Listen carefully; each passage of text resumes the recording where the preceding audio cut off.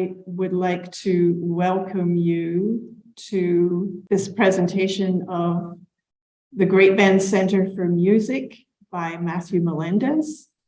Matthew is going to talk to us quite a bit about the memory choir that he is developing with his team.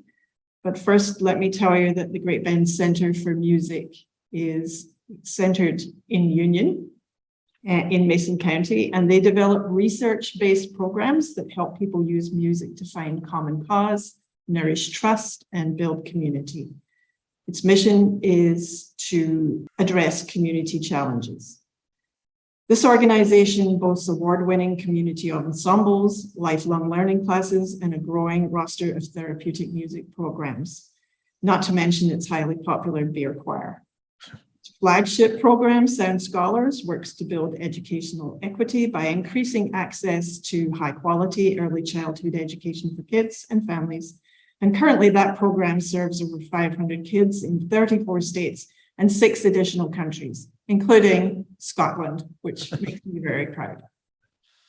Great Bend is now using that digital expertise to create an updated on-demand version of the memory care choir they were offering pre-pandemic. And the Mustard Seed Project is one of the sites piloting that program when it launches in 2023. And we are just so grateful to be one of those pilot sites. I will now hand over the rest of this program to Matthew Melendez. Welcome, Matthew, and thank you. Thank you, Maureen. Thank you very much. I am going to share my screen because I have a slide deck that is my brain for these sorts of presentations. And yeah, we'll talk a little bit about music and memory as soon as I get my windows organized. There we go. All right, so the first thing I wanted to do to get started today was to play a very brief video that talks a little bit about, in a really clear way, in a very concise way, about what music does for our brains. So I'm going to play that first, and then I will jump back on and talk a little bit more.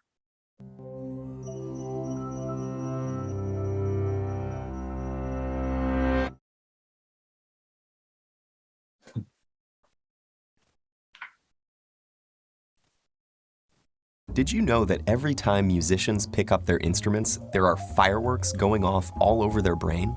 On the outside, they may look calm and focused, reading the music and making the precise and practiced movements required. But inside their brains, there's a party going on. How do we know this? Well, in the last few decades, neuroscientists have made enormous breakthroughs in understanding how our brains work by monitoring them in real time with instruments like fMRI and PET scanners. When people are hooked up to these machines, tasks such as reading or doing math problems each have corresponding areas of the brain where activity can be observed. But when researchers got the participants to listen to music, they saw fireworks. Multiple areas of their brains were lighting up at once as they processed the sound, took it apart to understand elements like melody and rhythm, and then put it all back together into unified musical experience. And our brains do all this work in the split second between when we first hear the music and when our foot starts to tap along. But when scientists turn from observing the brains of music listeners to those of musicians, the little backyard fireworks became a jubilee. It turns out that while listening to music engages the brain in some pretty interesting activities, playing music is the brain's equivalent of a full-body workout. The neuroscientists saw multiple areas of the brain light up, simultaneously processing different information in intricate, interrelated, and astonishingly fast sequences. But what is it about making music that sets the brain alight? The research is still fairly new, but neuroscientists have a pretty good idea. Playing a musical instrument engages practically every area of the brain at once, especially the visual, auditory, and motor cortices. And as with any other workout, disciplined, structured practice in playing music strengthens those brain functions, allowing us to apply that strength to other activities.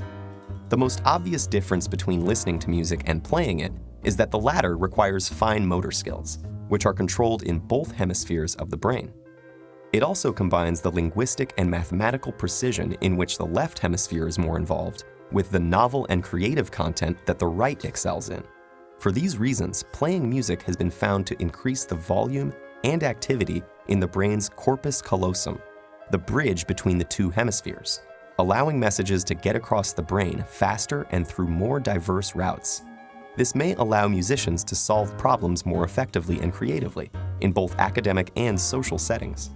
Because making music also involves crafting and understanding its emotional content and message, musicians often have higher levels of executive function, a category of interlinked tasks that includes planning, strategizing, and attention to detail, and requires simultaneous analysis of both cognitive and emotional aspects. This ability also has an impact on how our memory systems work. And indeed, musicians exhibit enhanced memory functions, creating, storing, and retrieving memories more quickly and efficiently. Studies have found that musicians appear to use their highly connected brains to give each memory multiple tags, such as a conceptual tag, an emotional tag, an audio tag, and a contextual tag, like a good internet search engine. So how do we know that all these benefits are unique to music, as opposed to, say, sports or painting? Or could it be that people who go into music were already smarter to begin with?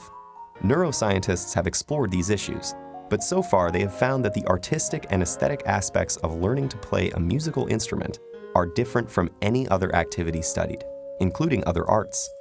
And several randomized studies of participants who showed the same levels of cognitive function and neural processing at the start found that those who were exposed to a period of music learning showed enhancement in multiple brain areas compared to the others. This recent research about the mental benefits of playing music has advanced our understanding of mental function, revealing the inner rhythms and complex interplay that make up the amazing orchestra of our brain. Thank you for indulging me on that, because I think that explains that all very concisely, better than I could.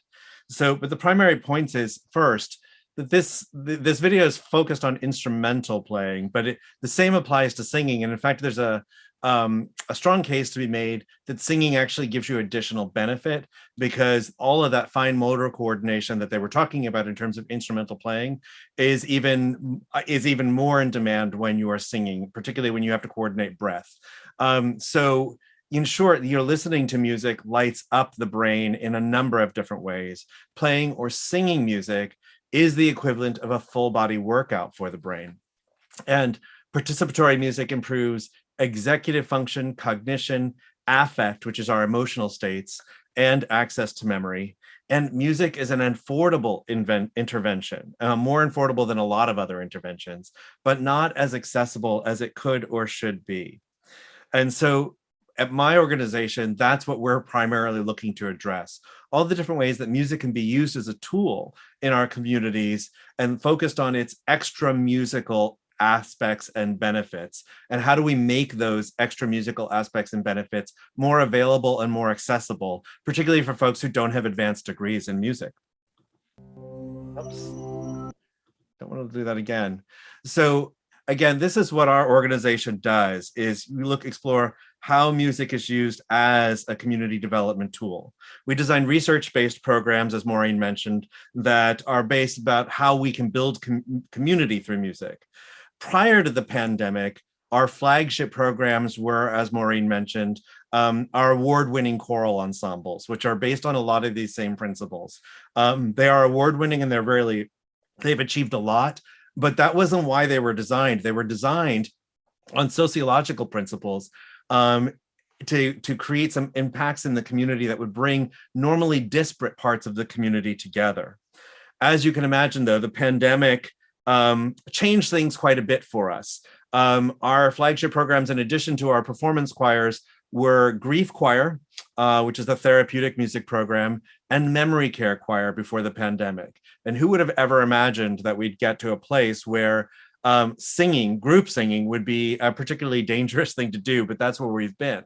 On the positive side, the pandemic also opened new doors for us and forced us to think about alternative ways to use music to have the impacts that we want as an organization.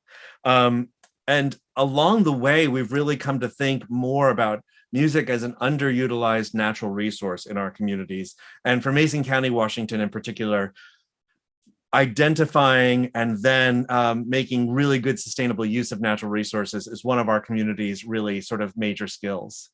So what we first did, and I know we're here to talk about Memory Care Choir, but I want to talk really briefly about the first program we sort of started applying these things that I'm going to talk about too, which is an early childhood program we launched in the fall of 2020. This was on paper prior through 2019, we were developing it. And we were getting ready to launch it in person in the fall of 2020, and then pandemic happened. And we thought, well, what if we took this and we tried to deliver it via Zoom?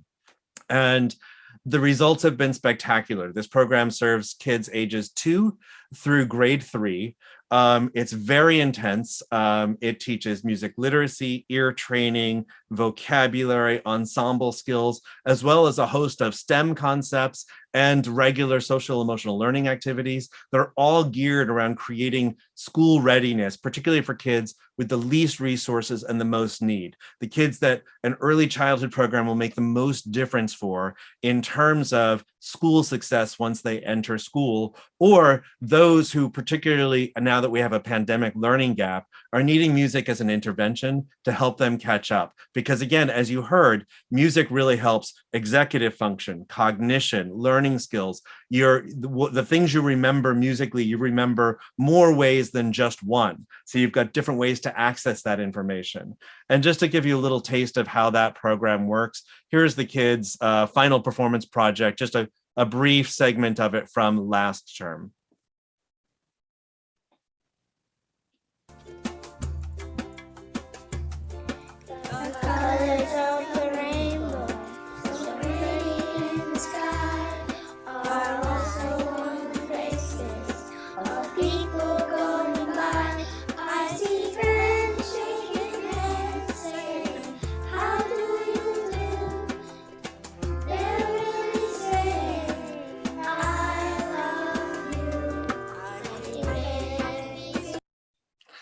So, and you can see in that program, they're not just learning the music, they're adding some sensory motor elements to it with the American Sign Language. And there are some other things that are going along that made us start thinking. So we began to wonder, with the success of that program, is there a way that we could take the skills that we've now developed in that program, which, as Maureen mentioned, is now serving over 500 kids in 34 states and 6 additional countries. Now that we've developed that expertise and in delivering on-demand early childhood program, is there a way that we can find to develop other programs in this way, particularly memory care, which was one of my favorite programs before the pandemic. So before the pandemic, the way our memory care choir worked was I showed up with an accompanist once a week, and we sang things together for an hour. They were topical, they were thematic. You know, in January, we did seasonal things. In February, we did seasonal things. And it was a blast. It was a great way, because it was on Mondays. I loved the way it set me up for the week. It was so much fun. And I think it was as much fun for the staff and the caregivers as it was for those who are actually receiving care for dementia on site, which is another interesting point that we're going to talk about. So now, to illustrate the impact that music has for those suffering with dementia, I'm going to play a really brief trailer for a really great movie that was not quite coordinated by Oliver Sacks, but he was very much a part of. You may recognize him as a really well-known author, very charming guy who's really fascinated. He's a neuroscientist, really fascinated with how the brain works, and really fascinated with how we learn more about how the brain works when things are not working exactly right. And he's featured briefly in this trailer. What do you think of music? My heart belongs to music. I love it. Have you ever had music just hit you in a place that immediately brought you to tears? Music has that power. Music connects people with who they have been, who they are, and their lives. Because what happens when you get old is all the things you're familiar with and your identity are all just being peeled away. We're going to do your medicine now. Our healthcare system imagines the human to be a very complicated machine. We have medicines that can adjust the dials. Blood pressure, oh, turn that down. Blood sugar, oh, turn that down. We haven't done anything to touch the heart and soul of a patient. One resident that barely opened her eyes, she didn't respond. Knew her for 2 years. Once we put the iPod on her, she started shaking her feet. She started moving her head. It was amazing. Music has more ability to activate more parts of the brain than any other stimulus. Who am I? Huh? Who am I? I'm your daughter. By exciting or awakening those pathways, we have a gateway to stimulate and reach somebody who otherwise is unreachable.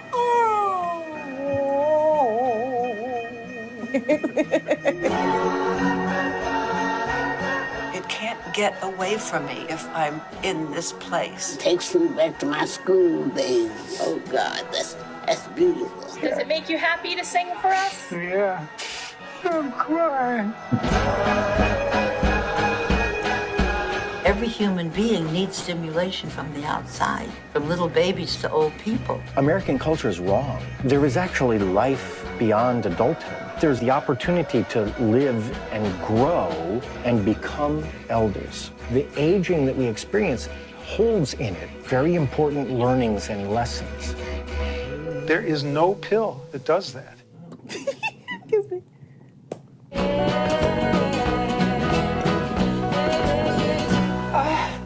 Oh, thank you so much. Okay, so there's a tears of joy. Yeah, I thought you were going to grow wings. I was trying.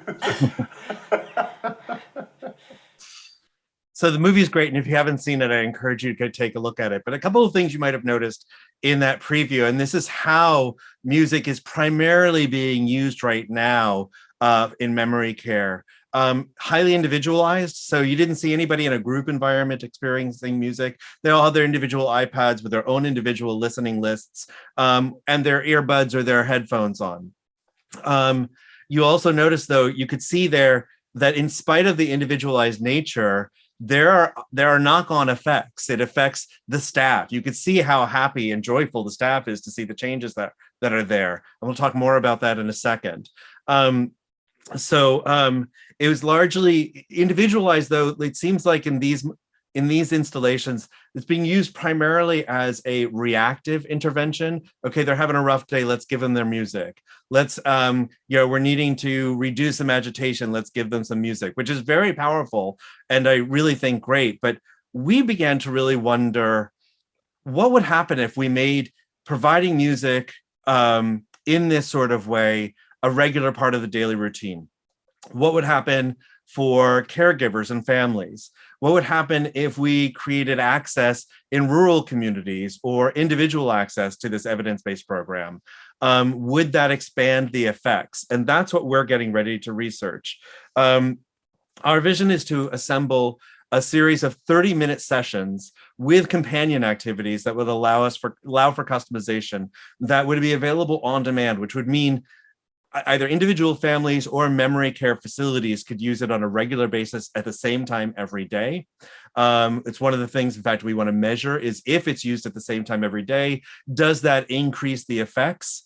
And what those effects are really remarkable. Of course, the effect that everybody's looking for is increased lucidity, and that certainly happens. But what happens even more is reductions in anxiety and agitation that have real tangible effects, both in terms of the quality of life for the person receiving dementia care, but also for staff and caregivers to see anxiety and agitation reduced. There's a real effect in lowering of cortisol levels, which has really got some additional knock-on effects. And again, then there's the moments of lucidity that happen. Now, typically, when these are generated for some sort of musical experience, they're there for a while and they fade over time, normally by the end of the day. But that's another question that we have is, if it's more than a once a week access, what does that do? Does the window of lucidity, if it happens, does that stay open longer? Do the reduction in agitation that we see, does that stay longer? Does that become more consistent? And those are some of the benefits that we see for a potential on-demand program that we're very, very excited about. That would map to what we're doing with the early childhood program that you saw earlier. So what we're particularly excited about in terms of putting this together is the big questions that we're looking to answer and the partners that we have. So these big questions, again, as I mentioned, are how does this change versus an individual versus a group setting? So in terms of the movie preview you just saw, again, everybody had their individual music playlists on. However, when you are singing in a group setting, some additional neurological things come into play that synchronize brainwaves, heartbeats, and breath patterns, all via a mechanism known as mirror neurons. And I can't help but think getting mirror neurons involved is going to increase the effect that we see in terms of music and memory care.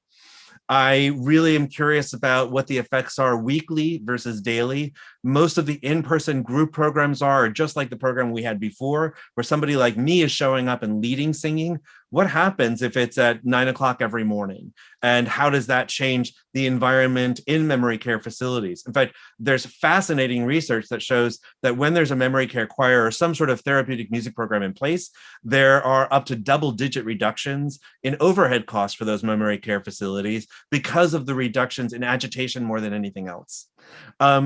Big question I have as well that a group environment for this might change is in-era music versus era-adjacent music. And what I mean by that is the sweet spot for using music to address memory care issues is the music that was popular for folks from about 18 to about 36. That's the sweet spot. That doesn't mean there's not music that's impactful before that in their life or after in that life, but that is really sort of the sweet spot. And if you remember, like, I'm a perfect example. I can't memorize music right now if I'm performing it to save my life. I used to be really good at it up until about 36. But man, if anything comes on, pop music from the late 70s or the 80s, I know every single word. It's all right in there. And so that's what I mean by in-era music. But in-era music means that you have to have that music list customized for each individual participant, which a certain degree we can do in a group setting with folks that are in comparable age ranges.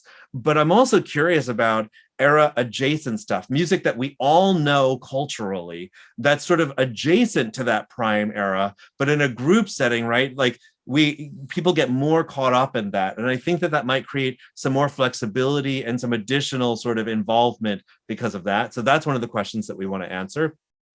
We want to explore how we can deliver the program direct to families who are managing memory care in their home versus how we would implement this in care settings at memory care facilities. We want to measure the collateral benefits to families and caregivers. There's a huge body of research already that really talks about it, but it talks about it in anecdotal ways, not really measuring the qualitative benefits that those ancillary folks really sort of experience when there's a memory care program in place like this that's music-based. And one of the things that we're most excited to measure that I have high expectations about is I happen to know what the changes are when you spend an hour in a group singing environment, sort of for a choir rehearsal. Performances are a little different, or a beer choir, for example. And there are measurable changes in cortisol levels, which is the stress hormone that leads to anxiety, immunoglobulin A levels, which is a measure of how effective and how active your immune system is. Those go up after an hour of group singing, as well as, again, affective things like agitation and anxiety, and cognitive things like lucidity. So we anticipate being able to put together some measurable changes there.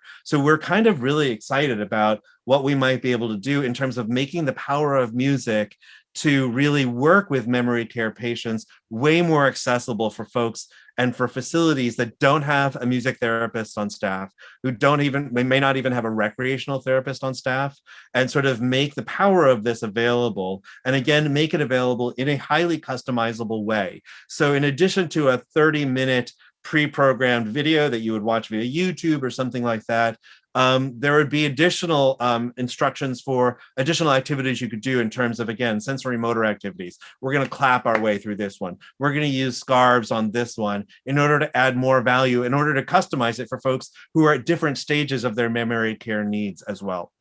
So that's primarily the overview. What our next steps are, this is my favorite quote from Oliver Sacks about this: "The past, which is not recoverable in any other way, is embedded as if in amber in the music, allowing people to regain a sense of identity. There is no pill for this. There is nothing other than music that can maintain this access." And again, music's ability to light up the entire brain then allows us if that direct pathway to one set of memories is no longer operational, well, if we light up that entire brain, if we build the corpus callosum and we create more coordination between the hemispheres, even if it's just for a moment, that creates backdoor entrances. It creates side entrances to access those memories. And that's a really exciting thing. And the more, we do know this from neurology, the more that we practice those collateral or those lateral access points to memories, the more they get used, the more they stay and the more they stick. So we really think that there's a good possibility of really making a big difference this way. So what our next steps are, I have to look at my notes, forgive me, because I got ahead of myself in my notes. So of all of music's many gifts, perhaps its greatest power, I think, is to give us back our sense of ourselves. Our next steps, we're working on funding our pilot project and have some exciting irons in the fire there. We suspect we'll need about 90 days, produce the very first volumes, and to get study approval from our partner at the University of Washington. I mentioned the University of Washington, didn't mention what we were doing with them, but they are our study partner. So we're using their ethics review panel to review our study protocols to make sure that they're completely in alignment with what we want to publish about this. And they're very excited about what we're doing. And so that's going to be exciting. We might have some PhD candidates out here working with us on it. And based on data from the pilot, what we anticipate the way this will take shape is we anticipate producing periodic volumes that incorporate seasonal music, so that for December we've got a Christmas set or those sorts of things, but also producing volumes that shift by era. So depending upon the age range of the group that we're working with, there's a volume for you to pick up that's going to be right in their sweet spot in terms of the music that we're exposing them to. And so that's the overview of the program and what we're excited about. And with that, I'm going to stop the share and invite questions. Thank you, Matthew. I have, you mentioned companion activities for the memory care choir. Is that what you meant by when you're clapping or Yes. scarves? Yes, clapping, scarves. I've seen a really great study that used had the participants in a circle using a parachute for when the melody went up or when the melody went down. I don't know that was the instruction, but that was what I saw in the video, and that's fascinating. So additional things to sort of get things moving. Okay, and then you talked about collateral benefits for family and caregivers. How would you measure those? We would measure them primarily through qualitative analysis, so through interviews. And those are really important, I think, context for the more quantitative measures that we can have in terms of like reduction in cortisol levels or the number of incidents of agitation. And so the initial research shows that in these, there's one big program that's utilized heavily in the Midwest called Music and Memory. And their research really shows enormous impacts for families and for caregivers and caregivers that are not family or caregivers that are staff at facilities in terms of everything from staff retention to quality of life to reductions in anxiety about their loved one who's experiencing memory care and all of the frightful things that come with a dementia diagnosis. And so, and those are quite tangible and quite significant. The anecdotes they share about the impacts for family members really show that it's almost as impactful for the family members as it is for the person with dementia in terms of their quality of life and their emotional state. Additionally, with music and memory, however, they have very spotty, their data in terms of effectiveness is very spotty. They have a theory about that because they're trying to figure that out. And so what they have found is they have great success with folks who are musicians, who were musicians early in their lives.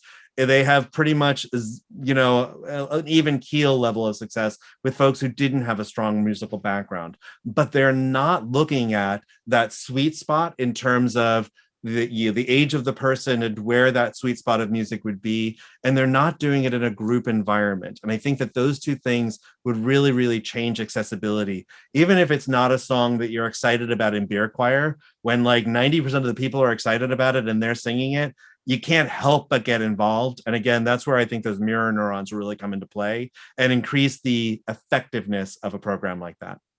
Okay. And a topic near and dear to my heart, you were talking about all the wonderful brain stuff that's going on when people are playing instruments. Does singing count as playing an instrument?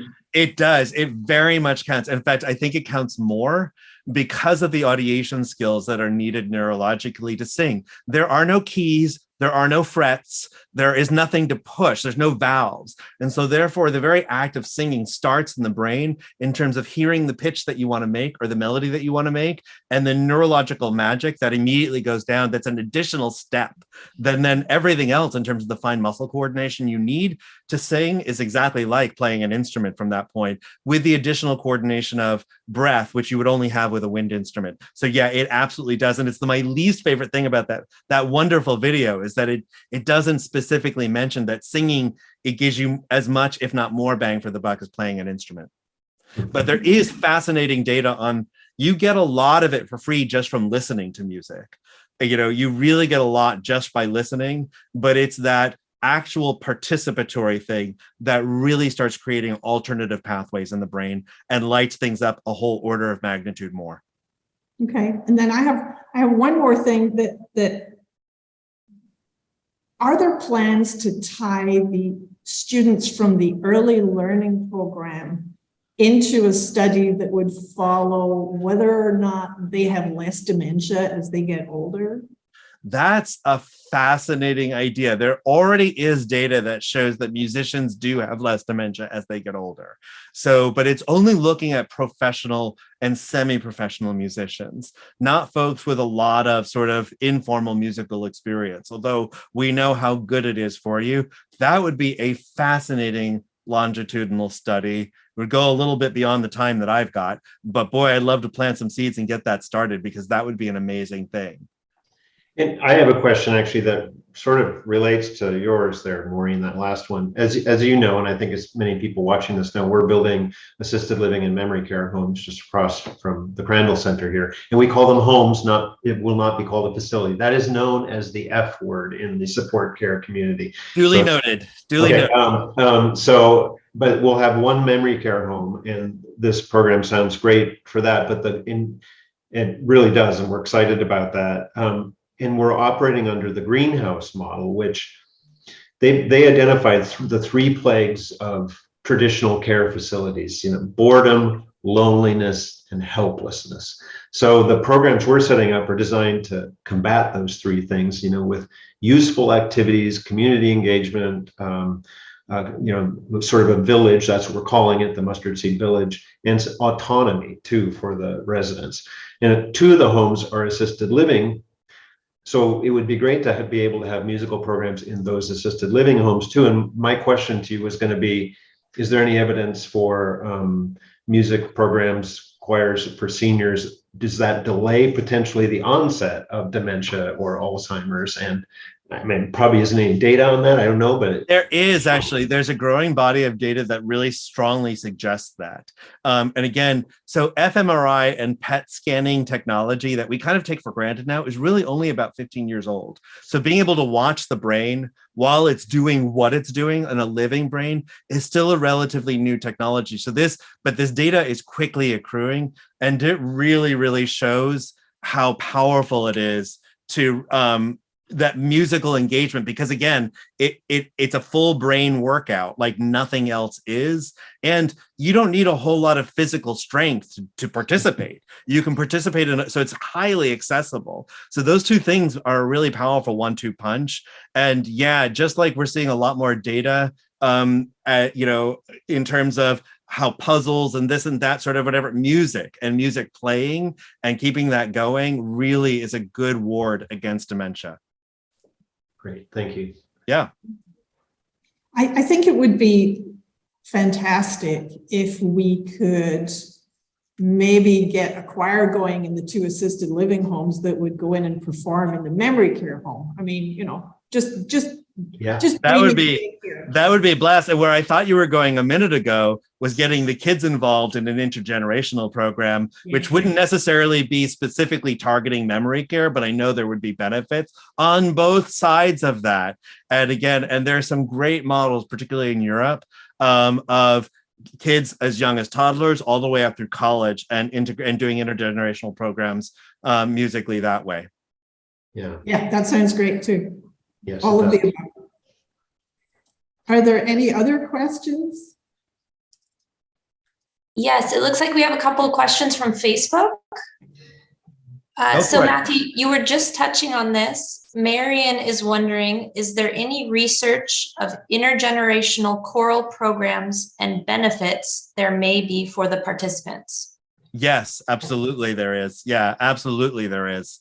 It's just you have Marion, do you have a specific question about that? Yeah, I can say yes, there is data, but I'm not sure what aspect of that data you're most interested in. But yeah, it's really great. And again, the main point there, it's really great for both ends of the spectrum. It's so great for the kids as well as great for our seniors. It's a really powerful thing in terms of, again, the things we're wanting to really address: effective poor state like depression, anxiety, agitation. Those things are really ameliorated because, again, for the same things that Eric was just mentioning in terms of the loneliness and the isolation and the boredom, and not feeling like you have a place in society anymore. Thank you. Marion clarified she's wondering what the benefits are specifically for older folks. Specifically for older folks are just some of the things that I mentioned, addressing the loneliness, the aloofness, the sense of isolation, as well as, again, so this is going to lead me to talk more about mirror neurons. So humans a lot of mammals have mirror neurons. Humans take kind of the most advantage of them. And what mirror neurons are is, imagine if you see somebody swinging a bat and hitting a ball, and you've never done that before. But we have this mechanism that we take for granted that's invisible to most of us. That is, when you see that, you have an innate sense of what that would feel like, an innate proprioceptive sense of what the weight of the bat feels like, whatever. And it's one of our chief learning styles. It's how we look at dancing, and we can like follow that and know what that feels like. I know a lot about it because it's sort of the basis of modern choral conducting teaching right now, is that what you are showing in your gesture in your body is going to be unconsciously mirrored by your singers. So there's the direction you're giving to them overtly, and then there's the information that you're giving to them covertly and through their mirror neurons. What you're doing, the biggest of which is when you breathe. If I breathe when I'm conducting my choir in the right places, they will too, without having to think about it. So with that all in mind, again, when you have kids participating in these programs, particularly in a programmatic way, not just visiting, but say working on a song together, if you're happy and you know it together or whatever, those same mechanisms come into place. And it's like training wheels or guardrails for what we want going on in the brain in terms of lifting you out of the fog of depression, in terms of lighting up circuits that have not been lit up in a long time. Because again, that's another set of mechanisms, those mirror neurons, that can affect that. Again, you're seeing what the kids are doing, and you also have an innate sense of what that felt like as a kid. Like, oh, I remember the first time I saw my son take a stick and run it across the pickets of a fence. And I'm like, I know what that feels like. I haven't done that in decades, but I know exactly what that feels like. So it would add to that as well. Great, thank you. We have one other question from earlier in the presentation from Melanie. Melanie said, you mentioned cultural songs that aren't really in an era. What would be an example? Do you mean nursery rhymes or just very popular songs that most people would know? Pop songs that most people would know, that are from that specific era of someone's life, from like 16 to 18 to age 36. Those 20 years are the sweet spot. And again, it doesn't necessarily mean that the music earlier or the music after is going to be, is not going to be impactful, but those are the years where that music sort of just gets in a different way. And again, music facilitates so much of learning and socialization as it is. There's a reason why we sing our ABCs. Is because it's the fastest way for us to retain that information. And so all of those mechanisms are still in play through about that age. And they continue to be in play. But again, as we all know, they changes a little bit. Again, I mentioned my ability to memorize music. It was very different past age 36. It was when I began to make a step away from an opera career, because I didn't like having how much work memorizing was, where 4 years earlier, I didn't, as long as I sang it every day, I didn't worry about it. It was just in there. And so that's what we're wanting to take advantage of. And we're wanting to identify the music that's most likely for each individual to produce that effect. I just Thank wanted to add, you. back to Marion's question about benefits of intergenerational singing. When I was a kid at my school, there was a program where some of us kids went to the nursing home, the local nursing home, and sang songs with the residents, and I just remember that being so fun, seeing how much they loved it. It opened me up to an era of music, like Take Me Out to the Ball Game, that I didn't know at that point. And it kind of maybe even helped set me on the trajectory where I'm in this role now with the mustard seed. So I think there would have to be a lot of benefits for the kids too, not just. Yeah, absolutely. Yeah, absolutely. I'll echo that because I grew up in a family where as a child, we spent quite a lot of time at family parties listening to great aunts and uncles singing their favorite songs. And of course, they were from their era. And I still remember all those songs. Yep. I mean, they had nothing to do with my era, but they were so closely associated with happy family times that they're stuck in my head. And those memories are only second to smell memories. The ability of a smell to bring back a memory is well documented. And it's because of the proximity of those memory centers with your olfactory centers. But music is the second tier down in terms of the ability to bring back those memories and everything with those memories, what things smelled like, what they tasted like, what it felt like to be in that room, all of that in a way that at the very least is comforting, if not bringing back other things in terms of lucidity, increases in cognition, all of those things. One more question for you from Facebook. Sure. Luann is wondering, what kind of impact might there be for memory care folks who are deaf? Do lyrics and movement have an impact? Now you've stumped me. That's a good question. I mean, and deaf is not monolithic, right? There's deaf from birth and there's deaf later onset deafness as well. So those would be completely different sets of circumstances. So for later onset deafness, yeah, I would suspect that there is going to be benefit, because just from lip reading and from mimicking those movements, a lot of that I would think would be triggered to come back because music is so kinesthetic automatically or whatever. Born deaf would be a different set of circumstances. And I'm going to have to research that. That's fascinating. Really good question. Gold star for stumping the teacher. Yes, great one from Luann. And last thing from Facebook, Melanie is saying, this has been really fun and informative. Thank you so much. And I think we can all agree with Melanie on that. Oh, thank you. You're too kind. Thank you so much. Yeah, thank you, Matthew. This has been a great presentation. We really enjoyed it. Well, thank you so much. I can't wait to get the program up and running. And we'll have to have you back as we get closer to opening, or maybe even after we open, and start trying some of this stuff out. Absolutely. Absolutely. Whatever we can do to help. Thanks, Matthew. All right. Thank you very much. Bye-bye. Before everybody goes, I'd like to talk a little bit about our next two upcoming community forums. On June 23rd, we have the Eastside Baby Corner with Bob Maynard. And then on July 7th, we have Kathy Williams from the KP Historical Society, who is going to present on their work. And those will be Thursdays, 1 p.m., Facebook Live, and then posted on YouTube, just like this will be. Thanks again. Thank you much. Bye.